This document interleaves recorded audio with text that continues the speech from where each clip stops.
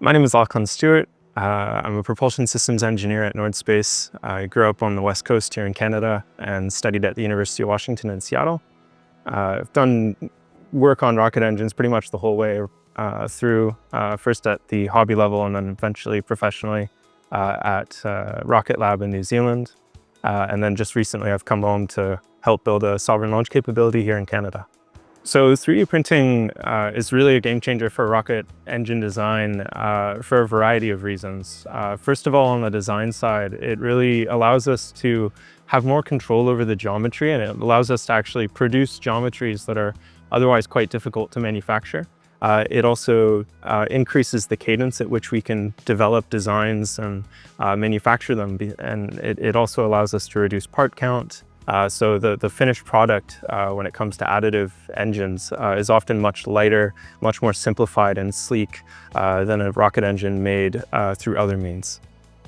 The benefit of having additive manufacturing in-house here at NordSpace is that we can iterate much more quickly. We feel a real sense of urgency to deliver on sovereign launch for Canada, and certainly if we didn't have it in-house, we'd be moving much slower. So by controlling our process and having this in the same building as all of our offices, we can just churn out parts, we can experiment, we can not only get better at using the technology more quickly, but we can just produce more parts.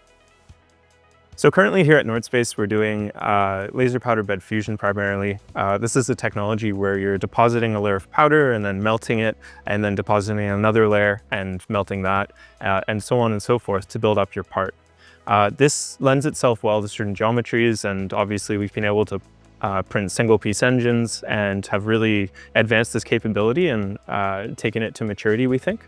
But in the future, we're looking to blown powder DED as a technology that could help us build different parts or build larger parts or just build parts that would be otherwise more difficult with laser powder bed fusion. It's a great technology where you're essentially blowing a powder through an inert gas, and this passes through the focal point of a laser. And so with this tool head, you have a lot more flexibility with respect to your build volume, the orientation with respect to your build direction, and your parts orientation. It's a great technology, and we're excited to become masters of that as well.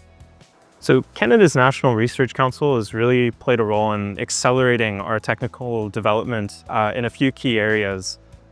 We've deemed that working with composite structures, metal additive manufacturing, these are two of the main technologies where we're investing a lot of time and resource because we think they're really critical to building sovereign launch in Canada.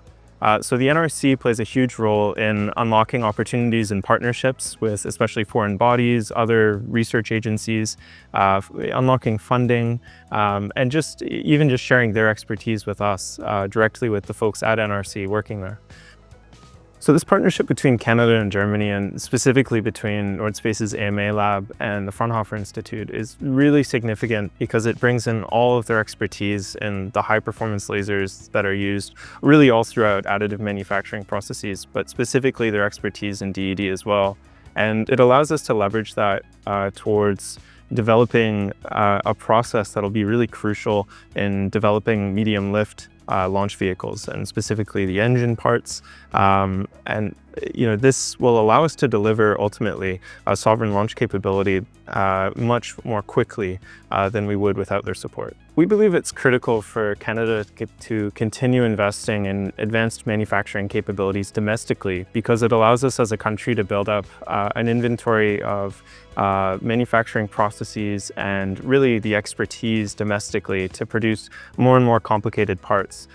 This is of course critical to our mission here at NordSpace of developing a sovereign space launch capability because rockets are full of complicated parts that require all sorts of specialized manufacturing, and we believe for our end product to be truly a sovereign capability, the process needs to happen from end to end on Canadian soil. We want to use Canadian materials with Canadian designs manufactured in Canada for our Canadian rockets that launch Canadian payloads into space. We believe at NordSpace that for this capability, this orbital space launch capability to truly be sovereign, the process of developing our rockets needs to happen end-to-end on Canadian soil, and that's absolutely dependent on us as a country having the advanced manufacturing capabilities that we're investing in with this partnership.